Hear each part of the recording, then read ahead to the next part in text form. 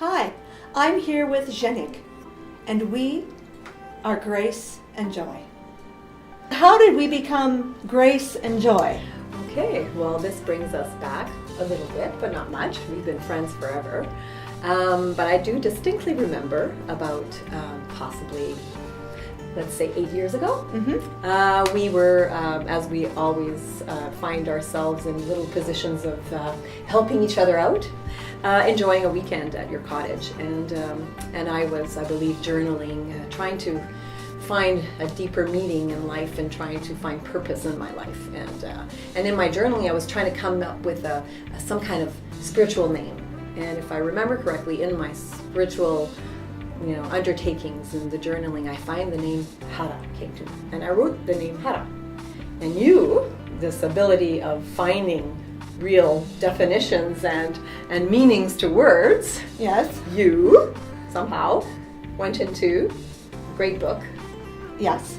of scriptures I went into the scriptures to find the word, for Hara. and it was a Greek word. And it brought me to a specific scripture of which I had written down in my journal. When you were journaling, I was also journaling, but I had written down this specific scripture, and it was about you, and it was about how we're always supposed to be in joy. Interesting. So that scripture that I actually wrote down, and the word that you had written down in your journal was the Greek word for joy. That's right. So we knew that was your name. And that was for me, that was a very aha moment. Yes. Of that you need to trust and you need to surrender to a certain energy that gives life and gives true meaning and purpose in life. Right. And I felt it that weekend that I could be joyful no matter what.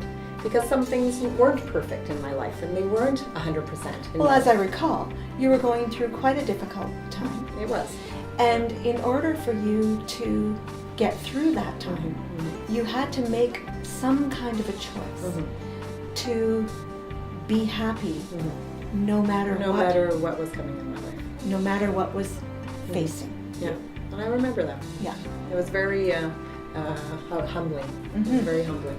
And what's interesting in the continuation of this day is that you and I, when we get together, we're very creative, and you're always challenging me because you're like this beautiful work of creation in momentum, and then we were moving stones. I just put you to work. Well, that's all. you do, but I do it with such joy, no matter what. What, you want me to do this? But yeah, we were building a patio. We were moving big, heavy stones. Stuff. And we were still working on the idea that if we'd found my name Joy and Hara, it would be lovely to come up with yours, and we were in this process still. And I look at my friend, she's this beautiful woman, and creation in work, and I have this such love outpouring for this friend of mine, and I think, and I look at her and I say, Gina, do you know that in your life there is such grace in what you're able to do and accomplish and be? I think you're Grace, Gina. And if I remember correctly, you were like, what? No. Grace isn't my strong suit. And yet, as the observer of that, I was going, but it is. You have this ability of unmerited favor in your life that just comes your way. And I'm in awe of that, and I maybe want to manifest that into my life. And you just had it. So I thought, that's the name Gina. And I think you, with a little bit of then curiosity, went back to another place in Scripture and found the very word, which was tahina. And so we became Grace and Joy. Grace and Joy. But the most beautiful thing about all of that is that we have incorporated grace and joy into our practice of coaching and of wellness, because it is those very things that allow us to see things in different ways, to explore our inner passions and our desires that we're working toward. So those are part of the tools that we have in our grab bag. Yeah. Yeah. And what a lovely thing too when we have acknowledged this, just in a friendship that we've had, two women going through life, having their own challenges, having their own,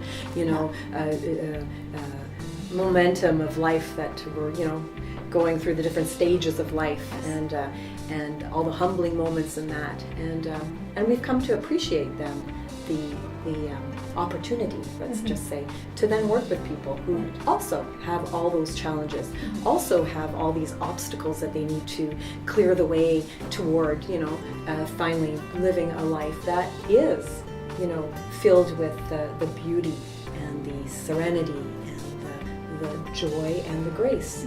And so we put it out there in the universe that we would like to attract these people who finally may be ready to just work with joy no matter what, and what the gifts of that brings into their life, which would be this unmerited favor of beautiful grace. And but in many ways, Gina, the person that we're looking to work with is this person who has given so much, has nurtured their whole families. But I think, though, that how we came up about that whole procedure and that whole method of the way that we attract the kinds of people that we would work well with was very organic, because it was you and I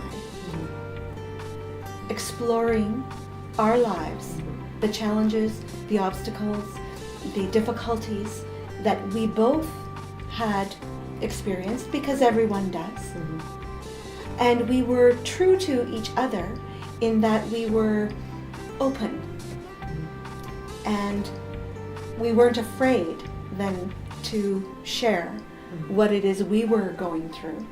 So that exchange and that interchange happened very organically and very easily, because we trusted one another. And it challenged us too, if I remember correctly. There were sometimes there was things that you brought back to me, reflected back to me, that really challenged certain things that at that point I could have seen as obstacles, but instead faced the idea that I still need to show up tomorrow, and I still need to do that with a certain amount of grace, and it was a very beautifully, like you said, I think the word organic, very flowing. And I think too it was a lovely process, because we were women that gave ourselves to so many other people, to our husbands, to our children, to our jobs, to our careers, to our peers, to our friends. And we found ourselves in a position where we were depleted a little. Who was nurturing us? We were busy nurturing everyone else. And you find yourself in a spot sometimes in your life, because of the nature of who we are. These are the kinds of people that we can easily work with and work well with. We connect, because we've gone through that experience, and then therefore we can sit with that client and to completely be non-judgmental and completely embracing them in this moment that they are finding difficult. Because we identify and we connect, and then we can offer all the methods and procedures and toolboxes. All the tools in that toolbox, and two of which are grace and joy. Absolutely. And if we keep those paramount in whatever it is we discuss, whatever it is we share, whatever it is we come up with as a plan or as a way to come to some truth about something in our lives, the outcome then isn't quite so important. It's more the method. It's more the process. The outcome will look after itself if we are being true to who we are, true to what we're called to, true to knowing what's written on our scroll. And then we can work this process and move forward and come to a different place in our lives. And it's funny too, because everything you were just saying too is it's kind of like you peel a few things away, Right. and then when the person finally comes into the awareness of that, they can then be in a position to change that themselves, take responsibility for that, and Right. using the absolute, the idea of, how did you say, the present realities that Yes. they have, and then boom, take responsibility and change that. But it's only from awareness that exists. Right. That they So can do being that. aware, taking responsibility of what that thing is in your life, and being truthful about it, Mhm. which is another thing that we have developed in our coaching style. Be Artful. artful. A-R-T. Awareness Responsibility. and truth. There we go. The way to be artful. Yes. With grace and joy. Which is who we are.